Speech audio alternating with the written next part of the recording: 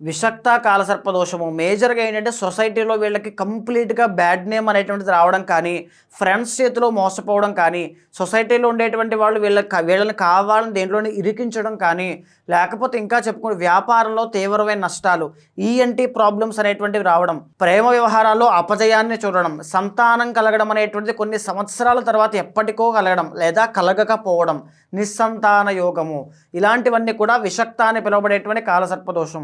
వీళ్ళేంటి అంటే తెలుసో తెలియకో వ్యసనాలు బారిన పడడం కానీ, ఎవరికైనా హామీ ఉండడం కానీ, లేదనుకుంటే సెన్సిటివ్‌గా చాలా ఎమోషనల్‌గా ఉంటారు. చిన్న మాట కూడా తీసుకోకూడదు, మనం ఎవరితోనూ మాట పడకూడదు, సారీ చెప్పాల్సిన అవసరం మనకు లేదు, ఎవరి దగ్గర డబ్బులు మనం ఉంచుకోవాల్సిన అవసరం లేదు, ఇచ్చేయాలి అనేటువంటి నిక్కచ్చితనమే వీళ్ళని మోసం చేస్తుంది. దాన్ని ఆసరాగా తీసుకుని చుట్టుపక్కల ఉండేటువంటి వాళ్ళంతా వీళ్ళని వాడుకుంటూ ఉంటారు.